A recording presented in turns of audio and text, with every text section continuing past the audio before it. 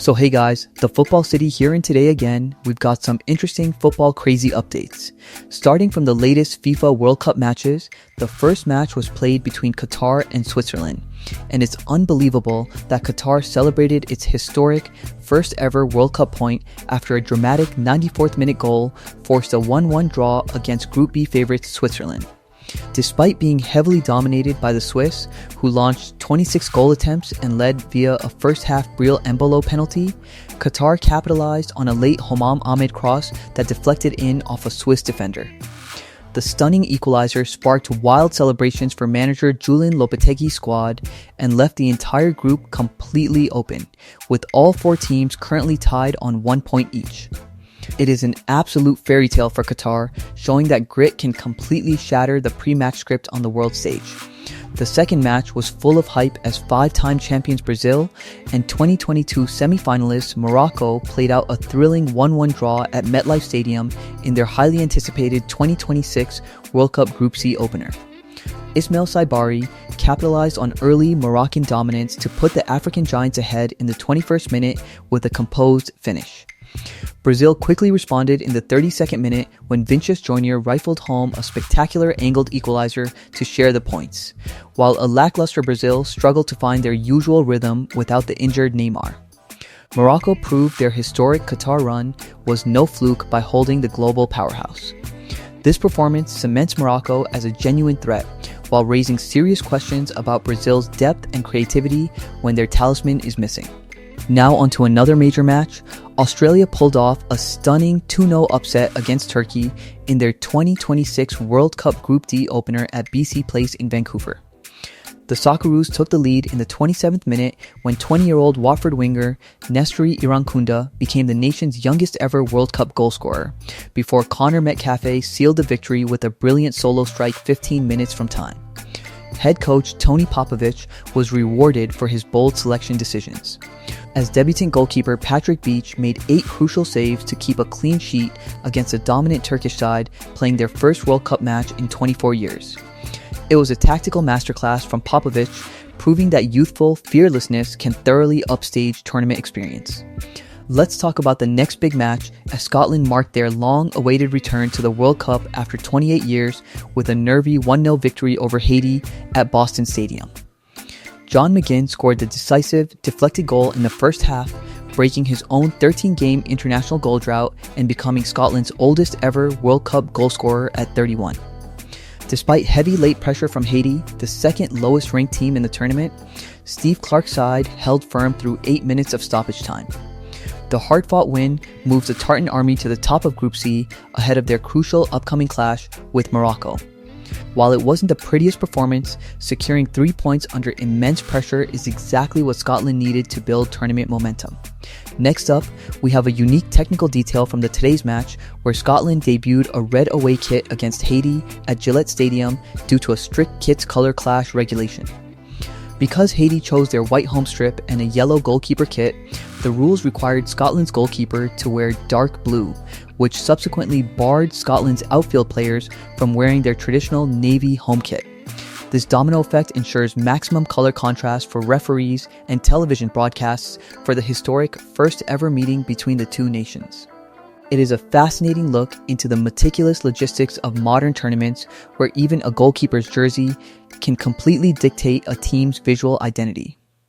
Let's move to the next update, which brings a tense situation outside the tournament borders. A decomposing body showing signs of violence was discovered in an abandoned SUV trunk directly opposite Iran's World Cup 2026 training base in Tijuana, Mexico. Despite the grim discovery, the Iranian team's tournament preparations continue undisrupted at Club Tijuana's facility. The squad was forced to base themselves in Mexico due to US visa restrictions on their delegation, adding to recent tensions after the Iranian Football Federation slammed the US for withdrawing their official fan ticket allocation. It's a highly unsettling backdrop for any sports team, and managing to stay focused on football amidst this political and literal chaos is an immense mental challenge for the players. Moving on to the next story. An image of former adult film stars Mia Khalifa and Lana Rhoades supporting Team USA at the World Cup match against Paraguay went viral, but it has been confirmed as AI generated. Reacting to the photo, Khalifa shut down the rumors with a brief social media comment stating, "It's AI, I wouldn't have a Team USA hat," while Rhodes playfully went along with the hoax online. On the actual pitch at SoFi Stadium, Mauricio Pochettino's US squad secured a dominant 4-1 victory over Paraguay in Group D, fueled by a first-half brace from striker Folarin Balogun. While internet trolls try to steal the headlines with deepfakes, Pochettino's men are making sure the real noise is happening where it matters most on the pitch. Now onto another major development.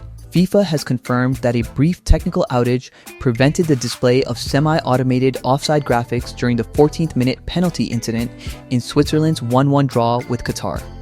The governing body stated that while the visual animation failed to generate, the underlying VAR workflow remained unaffected and confirmed the attacking player was onside. This lack of transparency sparked sharp criticism from pundits like Gary Neville and Ian Wright, who questioned the reliability and openness of the technology during the tournament. When the stakes are this high, a lack of visual proof only fuels conspiracy theories. Do you think FIFA needs to be more transparent with these automated decisions? Let me know in the comments. Next up, we have an update from Toronto, where 2 men from Germany were arrested and charged with assaulting a peace officer during the FIFA World Cup match between Canada and Bosnia-Herzegovina. The incident happened when fans associated with a Bosnian supporter group threw items at police officers attempting to eject a disruptive individual from the stands. 2 officers sustained minor injuries but were treated at the scene, after which additional security forces brought the situation under control. Both suspects, aged 25 and 27, were held in custody ahead of their scheduled court appearance. There's absolutely no place for violence against match security, and these swift arrests send a clear message that stadium disruption will not be tolerated. Let's move to the next update, as FIFA has ordered Egypt to undergo an emergency last-minute kit redesign just days before their 2026 World Cup opening match against Belgium. The global governing body mandated the complete removal of the 7 stars above the team's crest, ruling that tournament kits can only display stars representing actual World Cup victories rather than continental AFCON titles. Additionally, Egypt must change their traditional gold shirt numbers to plain white to comply with strict television broadcast and referee visibility regulations, avoiding potential disqualification or heavy fines. It is incredibly harsh bureaucratic timing from FIFA, forcing a proud nation to strip away its continental history right on the eve of their biggest matches. Moving on to the next story, the England national team was forced to take emergency shelter at their Kansas City hotel on Saturday night following a series of devastating tornadoes and severe storms. Thomas Tuchel's squad had just completed an evening community training session at Swope Soccer Village when imminent threat alerts flashed on their phones, warning of destructive 80 mph winds and flying debris. While the players safely remained indoors at the inn at Meadowbrook, the extreme weather knocked out power for over 68,000 local homes and forced the early closure of the nearby FIFA Fan Festival. It is a terrifying ordeal that serves as a stark reminder of nature's unpredictability, turning a standard training day into a genuine survival situation.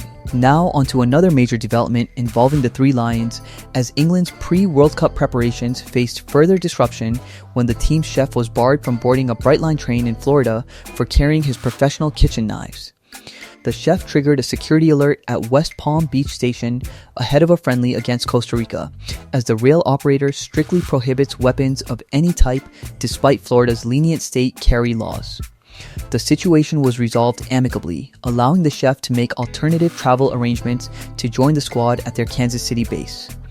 This incident follows a previous security headache for the Three Lions, who recently had official tournament gear and boots stolen from their training facility. You really have to feel for Thomas Tuchel, whose logistical preparations are facing one bizarre hurdle after another. Let's talk about the next big update, where the BBC's live broadcast of the World Cup Group C opener between Brazil and Morocco faced an unexpected audio disruption early in the second half, leaving viewers thoroughly confused. Fans took to social media suspecting a cyber attack after a mysterious third voice intercepted the commentary of Guy Mowbray and Alan Shearer, audibly conducting a headset mic test and counting 1, 2, 3, 4, 5. However, the bizarre intrusion was quickly identified as a technical glitch caused by a TV director's back-end audio feed crossing over into the main broadcast rather than an actual malicious hack. It was an incredibly awkward moment for the broadcaster, instantly sparking a massive wave of internet memes and temporary panic. Next up, we have a heavy diplomatic dispute as the Ghanaian government has formally protested Canada's decision to deny midfielder Thomas Partey a visa for the nation's World Cup opener against Panama, labeling the move as high-handed and extremely unfair. While Canadian immigration authorities maintain that each entry case is assessed individually under national law, Ghana has urged a review of the decision, citing the legal principle of the presumption of innocence regarding the player's pending trial in the UK. Partey, who has pleaded not guilty to sexual assault charges, will miss the match in Toronto but remains eligible to participate in Ghana's subsequent Group L games held in the United States. This is a massive sporting blow for Ghana, losing their key midfield general over a complex, high-stakes legal standoff. Let's move to the next update, focusing on USMNT striker Folarin Balogun, who has emerged as a 2026 World Cup standout following his brace in a 4-1 win over Paraguay, a destiny shaped by a bizarre airline decision 25 years ago. His heavily pregnant mother was banned from boarding a flight back to London because her baby bump was deemed too big, forcing her to stay and give birth to Balogun in Brooklyn. Despite growing up in London and representing England's youth squads, the forward used the birthright citizenship from that incident to pledge his allegiance to Mauricio Pochettino's US side. It is a truly unbelievable twist of fate, showing how a routine airport restriction completely altered international football history.